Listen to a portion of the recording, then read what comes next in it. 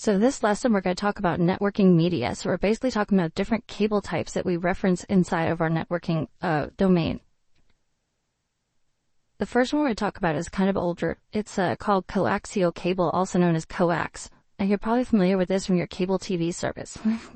Coaxial cable, known as coax for short, is composed of two conductors. You have an inner conductor. You can see here the gold inner conductor, where it is where the data is passed. And this is called the center wire. And it's insulated around by this white shielding. And then the outside has this braided metal shield that helps protect the data as well. The nice thing about coax is it's very resistant to EMI because of this metallic shielding. So it actually allows data to be transferred further. When we talk about EMI, we're talking about electromagnetic interference. So if we run a cable over a fluorescent light, for instance, the fluorescent light gives off EMI that can jarble the communications on the network cables. With coaxial cable, because of that metal shielding, it keeps that garbledness out of the cable. We talk about some other cables like RJ45 Ethernet cables. They tend to be a little more susceptible to EMI. There are three types of coax cables out there, and they're defined basically by the thickness of the cable and the connector on the end. The three tapes that we're going to talk about are RG6, RG58, and RG59. So RG6 is commonly used by your local cable company to connect the individual homes. This is a line that runs into your house from the service rider. RG58 is a type of coax that was popular in our early 10-base-2 Ethernet networks. So if you see 10-base-2, think old networks, very slow. It only ran 10 megabits per second. And the base 2 meant that it could go about 200 meters, is 185 meters. RG59 was typically used to carry component video between nearby devices. This is the kind that you have going from your cable box to your TV, okay? And you'll notice that that's a thinner cable than some of these other ones. The connector types on coaxial cables, there's two different types. We have what's called the BNC connector or the F-type connector. The BNC is also known as the Bayet-Neoman concealment connector or the British Naval connector. This is what was used in our old Ethernet 10-base-2 networks. For your cable TV, you actually use an F-type connector, which is that screw-on connector to the back of your TV. With these BNC connectors, they were actually a push and twist. It was only like a half a twist would lock it in place. With the F-type, you have to actually screw it on. In our networks nowadays, the place you're going to find coax is generally in your cable modems coming into the house to your cable modem. Once it gets to the cable modem, it'll switch it into a twisted pair cable, which is what we use for most of our networking nowadays. This is the most popular type of physical media that we use on our networks. Each cable on the inside has 8 strands of wire, and each of these strands are actually set in pairs that are twisted around each other, which is why we call it twisted pair cable.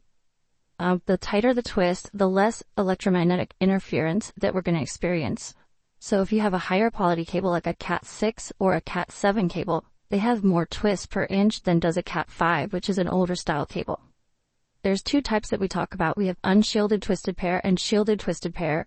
The twisting is the same. The difference is the rubber plastic cable on the outside. The shielding has a metal foil wrap inside of that. The unshielded does not, and I'll show you a picture of that here in a second. So if you take one of these twisted pair cables apart, you'll see why they call it twisted pair. You have these 8 wires that are color-coded and twisted in pairs and then twisted around themselves to eliminate more of that EMI. The shielded twisted pair has a metal shield around these wires between them and the rubber jacket. The unshielded does not. These wires are twisted in pairs and surrounded by the metal shielding that prevents EMI, and the outer shielding minimizes our EMI, but it does add to the cost. So shielded twisted pair costs more, and they're a little harder to work with because they don't bend as well. The unshielded twisted pair is what we use in most places. It has the same number of twists, and it actually has more. The more twists gives you less EMI. Each wire then insulates each other by doing this twisting that helps minimize our EMI. And UTP is cheaper than STP, the unshielded twisted pair, because you don't have to pay for that metal foil on the inside. And in most networks, this is what you're going to be using, is unshielded twisted pair, as you can see here. These are the cable specifications for our unshielded twisted pair. Notice the category 3 was 10 megabits per second, which is the same speed as our old Ethernet networks with 10-base-2. Cat5 went up to 100 megabits per second. And now we're using Cat5e and Cat6 in most networks, which is 1000 megabits per second, or 1 gigabit per second. We also refer to that as gigabit Ethernet, or Gig-E. Once you get into 6A and 7, you're starting to deal with 10 gigabits per second. The cost is pretty prohibitive on those still right now. So most people, when they're installing networks, are using 5E and 6, because again, 1 gigabit is a very fast speed, and the price is a good price point. Notice the maximum distance in this table is all 100 meters.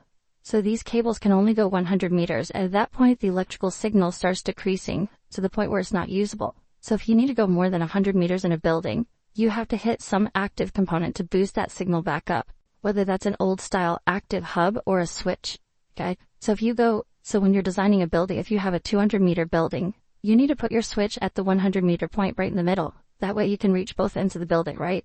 Because if you start at one end and went 200, it wouldn't go that far. You'd have to have another switch.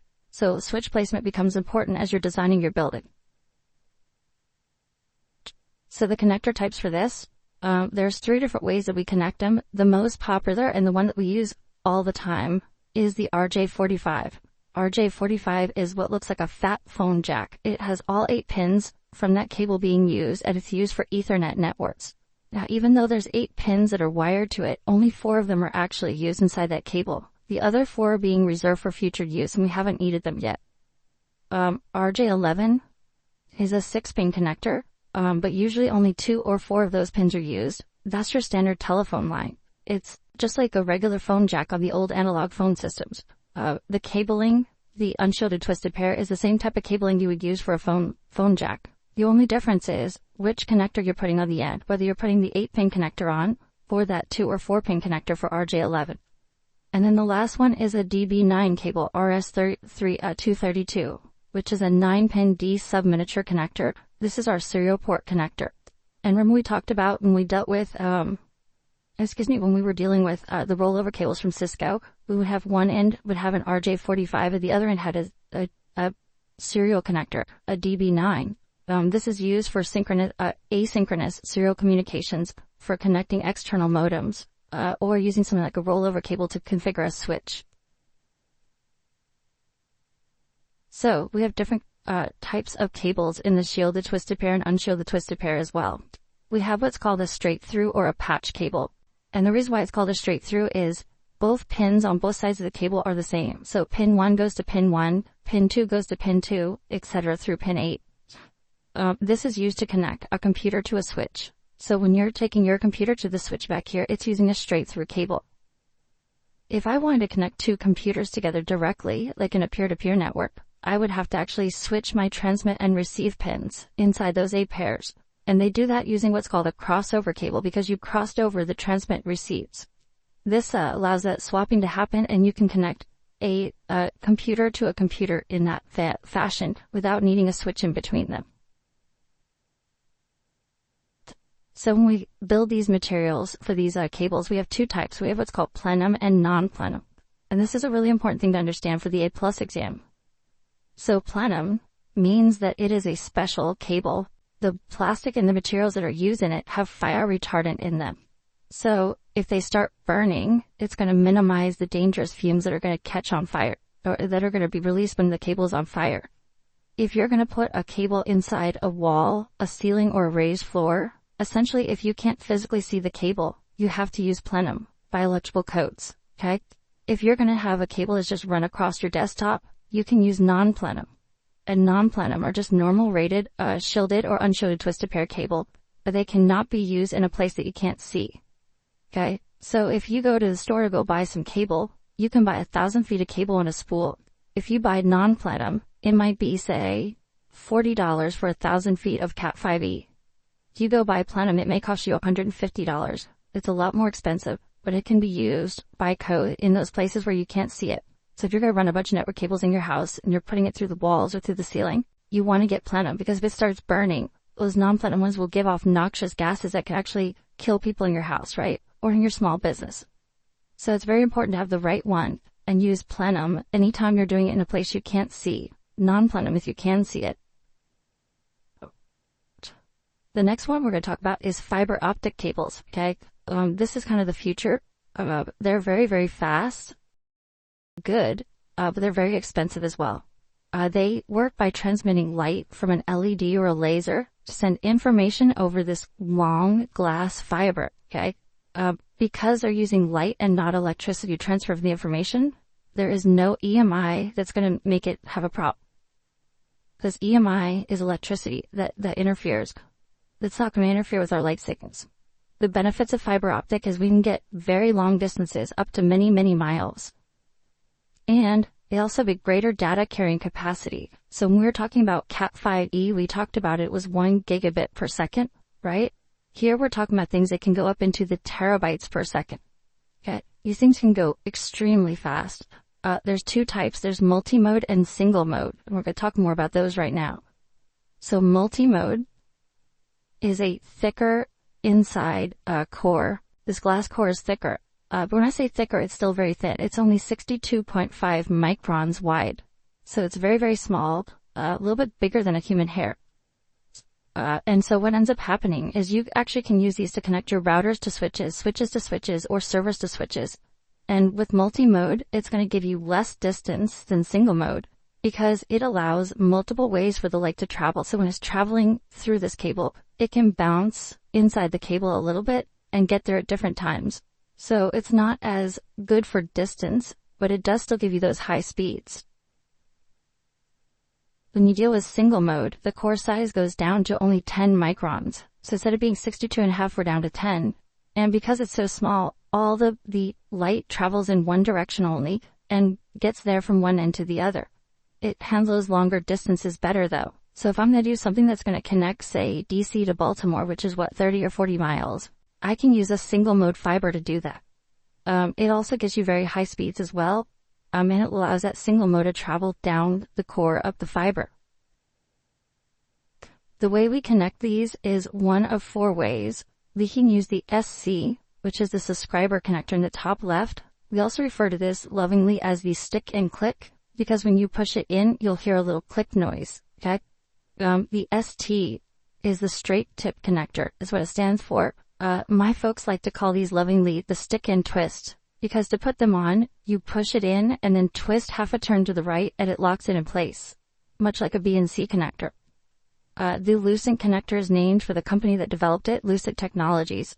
And as you can see, you have the single cable with, you have the square tips and 2 cables going into the single port there. And then the MTRJ is the mechanical transfer register jack, usually used for switches and switches and routers. It has a much smaller connector size than others. The ones you're going to see on the back of your computer is usually going to be the SC or the ST. The ones on the switch will usually be the MTRJ. The one thing to note with fiber, notice how these are done in pairs. That's one for transmit, one for receive. You can't transmit, receive over the same single fiber. You have to have one for each. Okay? So like the ST there, the black might be send and the red might be received. Now the cable doesn't care which one is which. They just color code that for you as a technician to know what you're using. So you'll come up with a standard at your place of what you use. But that's the reason why we do that.